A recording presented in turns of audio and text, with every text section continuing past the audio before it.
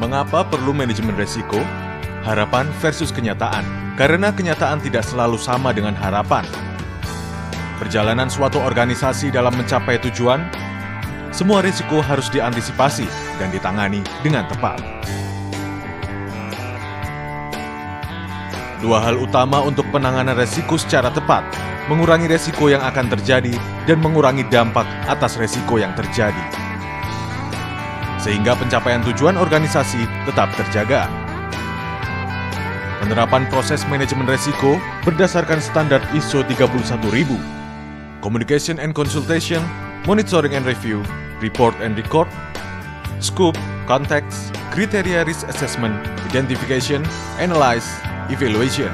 Penerapan proses manajemen resiko, US Government Risk Management Framework, selaraskan IRM dengan tujuan, identifikasi resiko, penilaian resiko, respon terhadap resiko, amati resiko, komunikasi dan laporan.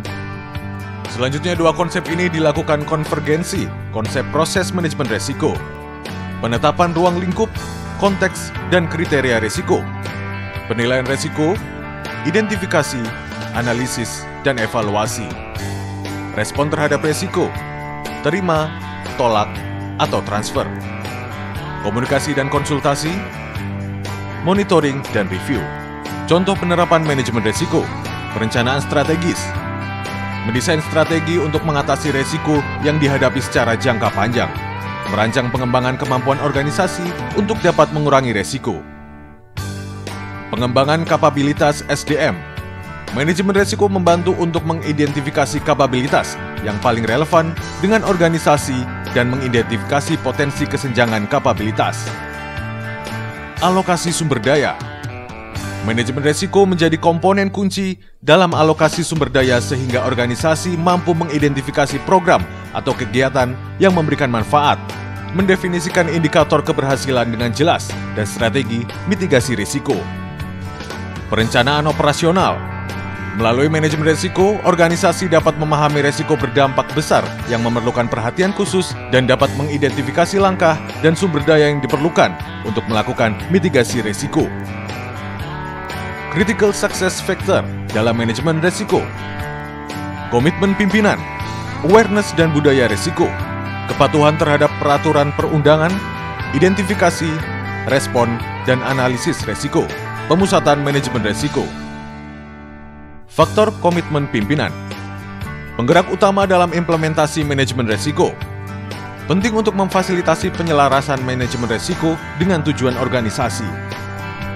Faktor awareness dan budaya risiko, budaya sadar risiko harus ada di semua level organisasi.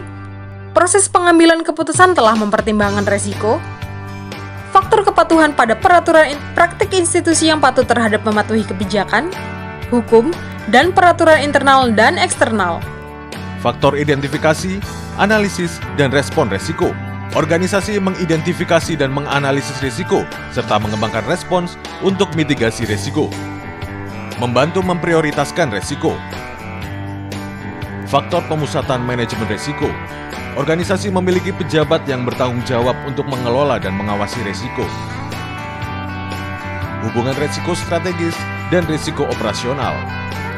Risiko utama yang mempengaruhi kemampuan suatu organisasi menjalankan rencana strategisnya. Bottom up.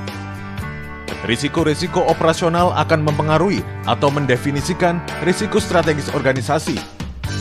Risiko utama yang mempengaruhi kemampuan suatu organisasi menjalankan rencana strategisnya. Top down. Risiko strategis diturunkan pada tingkatan yang lebih rendah untuk menentukan risiko-risiko operasional. Bentuk risiko. Bentuk risiko dapat bervariasi bergantung pada lingkungan strategis yang dihadapi dan strategi yang dipilih oleh organisasi. Beberapa yang umum antara lain. Risiko reputasi. Risiko reputasi adalah ancaman atau bahaya bagi nama baik atau berdirinya suatu organisasi. Dampaknya tidak mudah diukur, namun dapat mengancam keberlanjutan. Risiko keuangan. Risiko yang berdampak pada kerugian finansial. Pada sektor pemerintah, kunci mengelola risiko ini adalah melalui akses informasi finansial yang akurat, lengkap, dan tepat waktu. Risiko perubahan. Timbul ketika organisasi melakukan perubahan. Dampaknya berupa resistensi pegawai yang dapat menghambat proses perubahan. Risiko legal berdampak pada kerugian finansial atau reputasi, timbul karena kurangnya kesadaran atau ketidakpahaman atas peraturan perundang-undangan. Risiko tata kelola timbul dari lemahnya mekanisme tata kelola organisasi.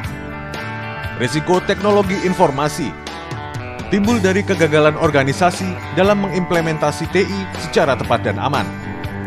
Muncul ketika sarana dan prasarana TI yang digunakan telah usang. Manajemen risiko di lingkungan Kejaksaan Republik Indonesia.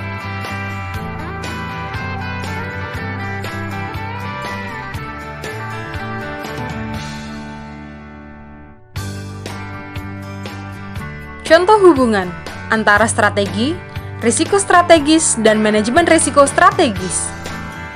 Konteks tujuan: meningkatnya optimalisasi kinerja aparatur Kejaksaan Republik Indonesia dalam penanganan perkara tindak pidana. Sasaran strategis: meningkatnya keberhasilan penyelesaian tindak pidana. Indikator kinerja 1 dan 2. Persentase penyelesaian perkara tindak pidana umum atau khusus memperoleh kekuatan hukum tetap dan dieksekusi. Penyidikan, penuntutan, persidangan, putusan pengadilan, pelaksanaan putusan pengadilan. Pelaksanaan tugas kejaksaan perlu dilaksanakan dengan optimal, meminimalisir risiko pencapaian tujuan. Dalam konteks tersebut, risiko yang mungkin timbul di antaranya: distribusi personil tidak berimbang, berkas perkara tidak lengkap atau lambat dipenuhi, personil dengan etos kerja yang buruk, kompetensi dan produktivitas personil rendah, penuntut umum gagal menghadapkan terdakwa ke persidangan, terpidana melarikan diri. Penutup: kesesuaian. Penerapan manajemen risiko strategis harus disesuaikan dengan lingkungan strategis dan strategi yang dijalankan setiap organisasi. Tidak ada praktik yang universal. Koherensi. Manajemen risiko tingkat strategis harus selaras dan harmonis dengan manajemen risiko pada tingkatan yang lebih rendah atau operasional maupun sebaliknya. MR SPIP. Penerapan manajemen risiko merupakan satu keutuhan dengan pengendalian intern atau SPIP. Pengendalian yang baik dibangun berdasarkan penilaian risiko yang baik. Sebaliknya, MR yang baik diimplementasikan melalui pengendalian intern yang memadai. Kesinambungan. Penerapan MR harus dimonitor dan dievaluasi secara berkesinambungan, serta senantiasa diperbaharui mengikuti dinamika lingkungan strategis. Sinergi. Manajemen risiko harus dilaksanakan secara sinergis oleh seluruh unsur organisasi, tidak terpisah-pisah. Untuk kejaksaan lebih baik.